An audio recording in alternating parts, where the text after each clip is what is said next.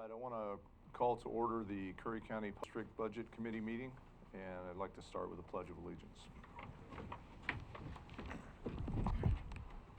I pledge allegiance to the flag of the United States of America and to the republic for which it stands, one nation, under God, indivisible, with liberty and justice for all.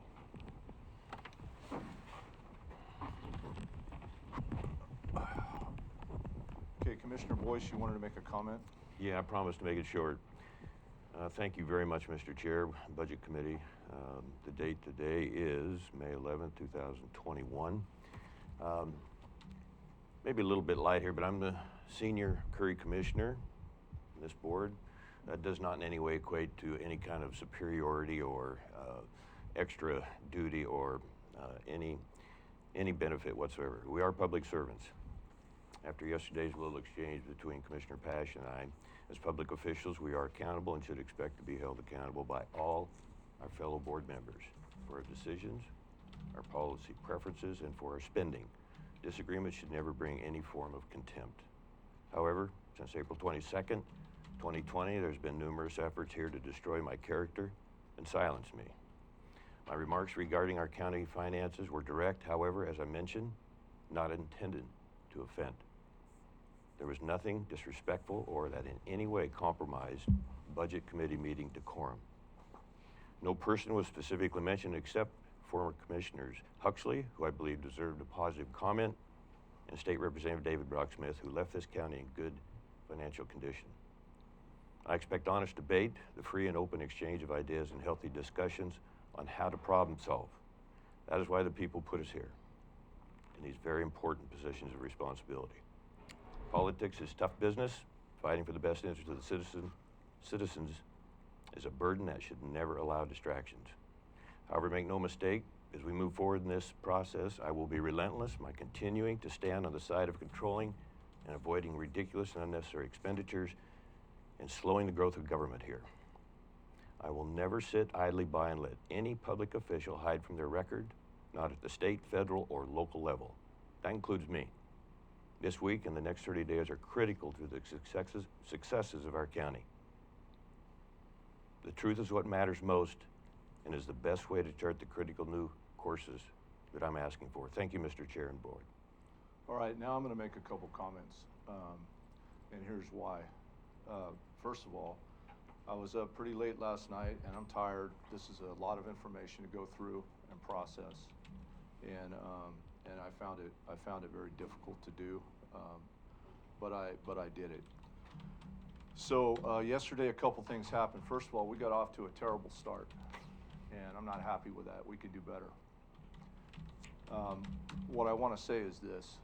The other thing that happened yesterday is you, all of you, appointed me to lead this commission, to be the chair.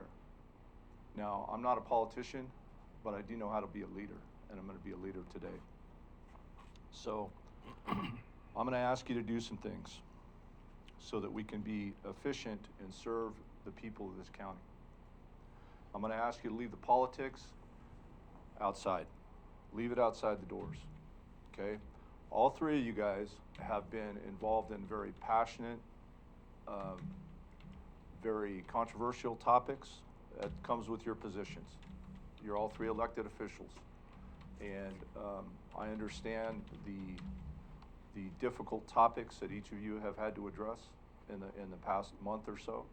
I understand that, and with that comes passion. It comes emotion, and I sense it. I feel it.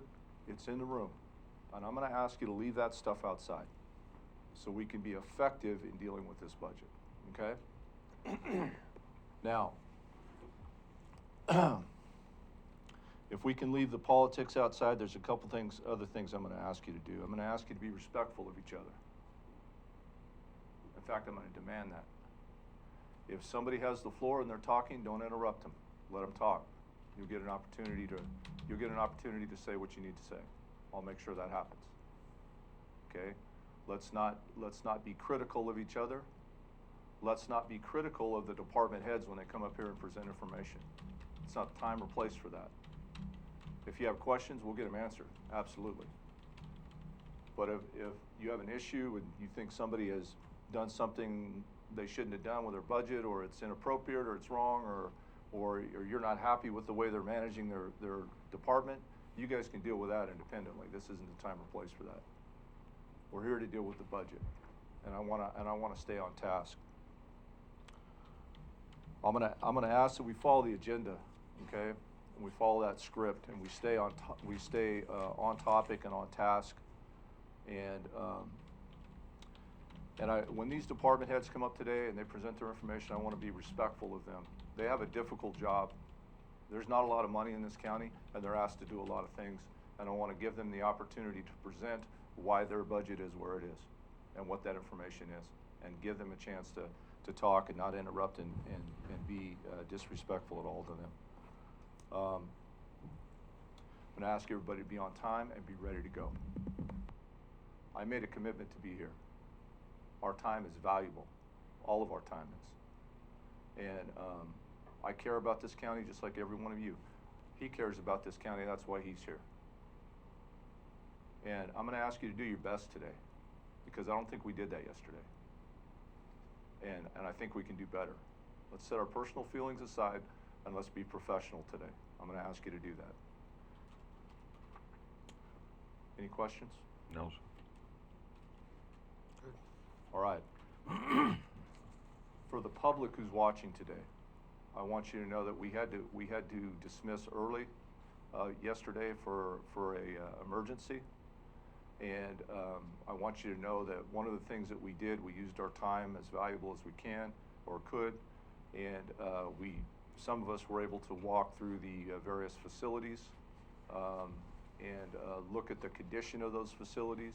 And that information may come up later in this budget process relating to the condition of those facilities and why the budget, why money is needed for certain issues in this budget.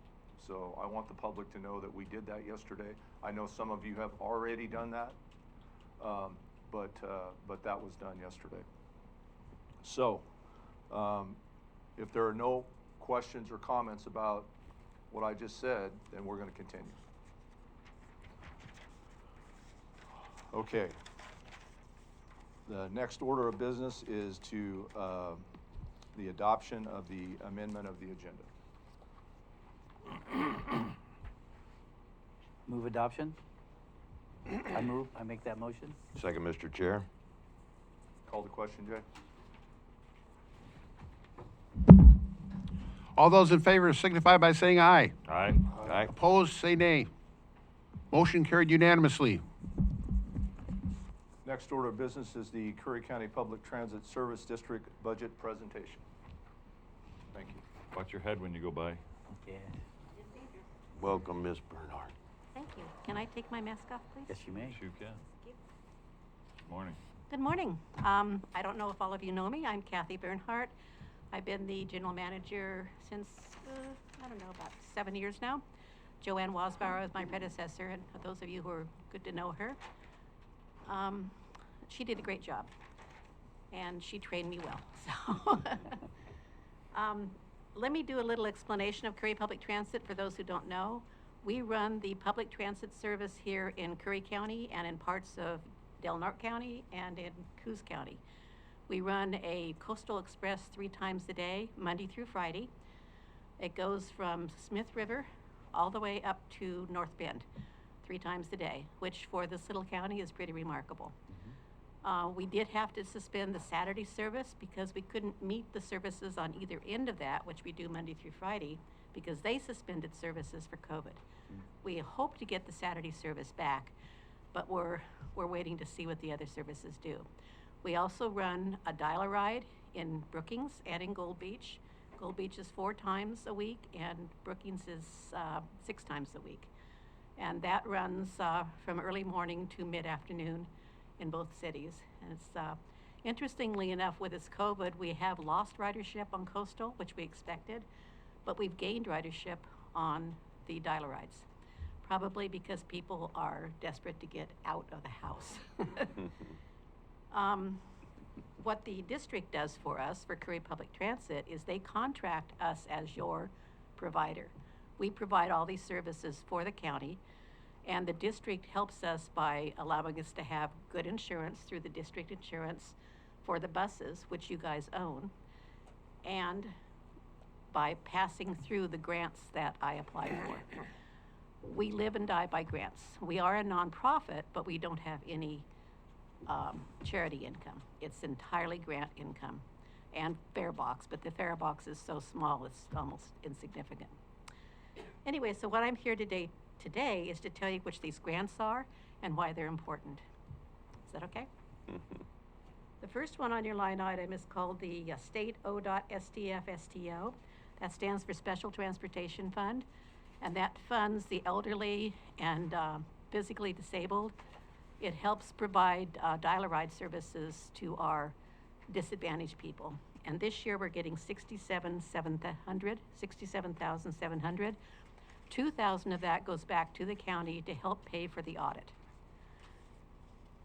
The next one is the STIF, State Transportation, I can't remember the full name of that, Infrastructure Fund. And that's a payroll tax base. That's new over the last 2 years. This is the first biennium we've gone through this. This is funded by a payroll tax on all employees of 0.002%. It's very small. And we're getting $216,169 per year, more or less. Now that's an estimate because it's based upon payroll tax, and we don't know what we're actually getting till they tell us what we're getting. But that's a pretty good estimate. We use that for expanding our services, for providing a good shelter for the buses, and for miscellaneous services that we've never been able to provide before. This year, we're proposing adding a Port Orford dial-a-ride 1 day a week as a trial. And that's something I know that I've been promising for years, and I'm hoping it works, so talk it up. I don't know when that's going to start. I'm hoping to get it in October. We're also expanding the dial-a-ride for Gold Beach to 5 days a week. So I'm pretty happy with that. That's great. Yeah. Yeah. And then we're also doing some improvements on our building, which shelters your buses. So, and then we're continuing the dial-a-ride service and the expansion of the Coastal Express services that we did the last 2 years. So those funds are critical for us to expand our services. The next one is the the 5339 ODOT grant. That's a huge grant of $594,150. That's to replace 8 buses over the next 2 years. We try to replace half our fleet every 2 to 4 years, just to keep them in good maintenance condition. We're hoping with this $594,150 to go to hybrid buses, but right now we're not sure they're quite up to the quality that we need to do the service we need. The next one on the list is the 5310 dial-a-ride, $107,064, and that is just to service our dial-a-ride. The next one is the Coastal Express Fund, the 5311 fund. That pays for everything else. That's $214,029. Last year, we were given a 5310 vehicle maintenance grant by surprise. I was not expecting it. It was $36,746, and it expires at the end of 2022. And I intend to use that this year and next year to maintain the fleet in a working manner. The COVID reimbursement grant of $106,000 again was a surprise. The government gave that to us to help us with COVID expenses. Right now, our COVID expenses include a hazard pay to every driver of 20% of their pay. It also covers all of our safety equipment, our cleaning equipment, and anything else that's COVID related. So this has been a boon for us to have this here, because otherwise we would have been in trouble.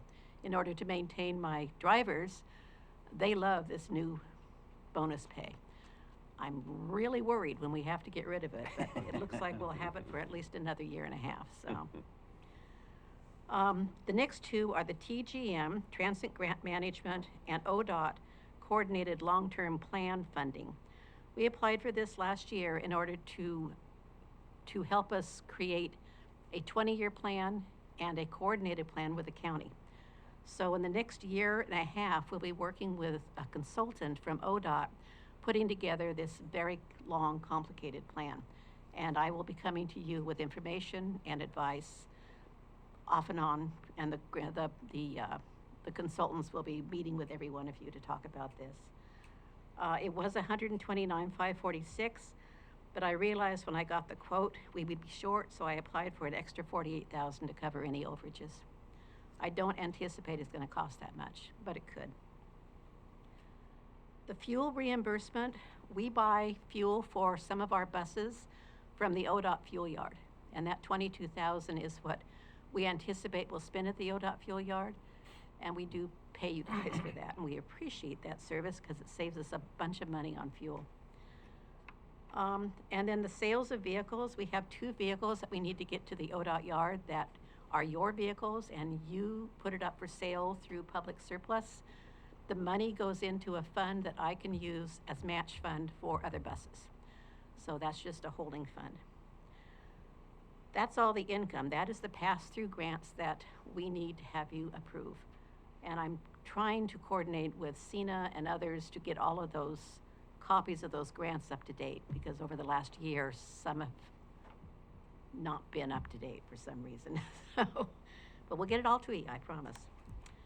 On the expenditures, your audit fee, I don't know how much that actually cost you. I've been battling with ODOT to allow us to take more money out of our funds to pay you for the audit fees, but they won't do it, and I don't know why. So I'm trying to have a workaround. Right now, $2,000 from the STF goes to the audit fees, but I'd like to get you at least another $5,000 more, but ODOT's fighting us for it for some reason. The rest of this is just the expenditures that I just explained, the STF for the Dial-A-Ride, the Coastal Express and Dial-A-Ride. Those equal the amount of the grants that we're getting in. The STIF also equals the amount of the grant that we're getting in for our expansions. And then we have the vehicle maintenance and the 5311 COVID and the TGM long-term plan and coordinated plan. All of that again equals those grants. The advertising, that's, you have to advertise the public meetings, and we expect you to do that. And then supplemental gas and diesel, that equals the fuel reimbursement. And then the capital outlay at the bottom, those are those 8 buses that we expect to purchase starting in October. And I'm going to spread those out, maybe 4 in 2021 and 4 in 2022. Okay, any questions? Anyone? I'm glad to hear that you're going to offer Port Orford Yes, I knew Dial-A-Ride you would services. be. I know we spoke about that a year ago, and you were looking into it, so I'm guessing that'll be a very welcome thing up there. Well, this is considered a pilot program. We'll do it 1 day a week. We haven't chosen the day yet. Using the Dial-A-Ride driver here well, actually, we're going to hire another driver, and he'll do 1 day in Gold Beach and 1 day in Port Orford. Great. So, yeah, I'm excited about that, too. We've been trying to get that on Let me ask you board a for question. 5 years. Hold on one second. Commissioner Boyce? No, just a couple quick questions. Welcome, Ms. Bernhardt. Thank It's you. been really great to have you here, and I know you're having fun with this job. And we're talking earlier about employees. If there's anything we can do to help you there, also in grant management, I know that's tough duty. So I'm sure we're doing all we can. But if there's some extra assistance you need, let us know. I And- appreciate that. Yeah, Yeah, and then- employees have been a bit of a hard sell because of Yeah. they're making too much money on unemployment now to want to work part-time for us. Yeah, and then grant management. 128,000. That's your estimated fuel for 22. annually.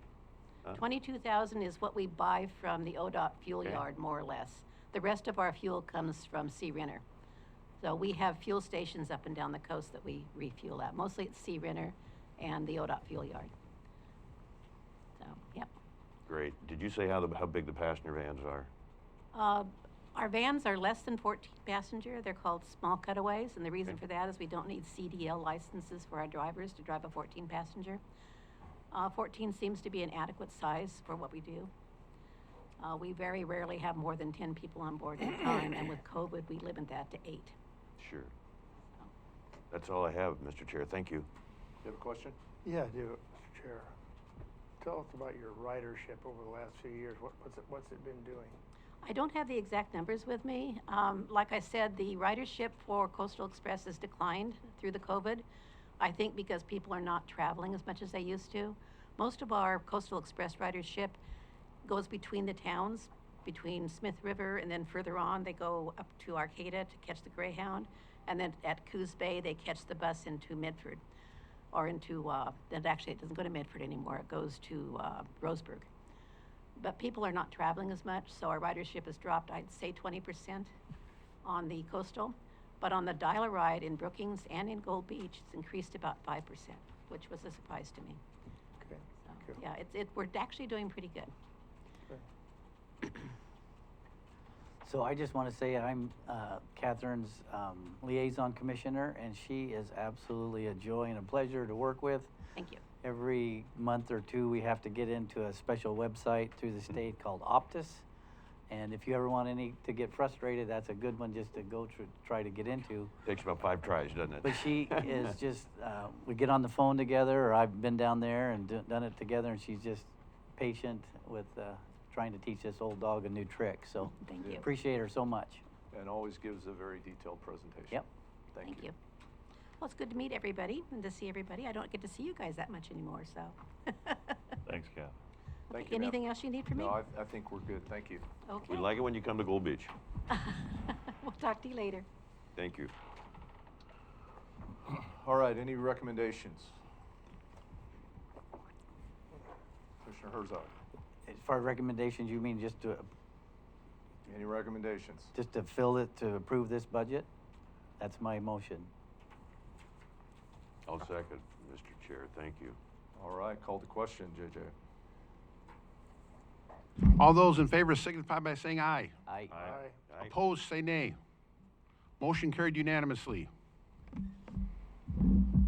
All right, let's talk about our schedule just a second, Brad. Obviously, we got a little bit out of line yesterday. You have a recommendation on, because I think the information we missed was from you, so you have a recommendation on what might be the best path to follow here?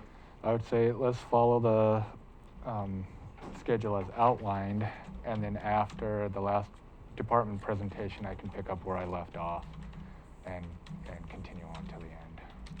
Copy that. We will adjourn the Curry County Public Transit Service District Budget Committee meeting, and we will open the Curry County Board of Commissioners Budget Committee meeting.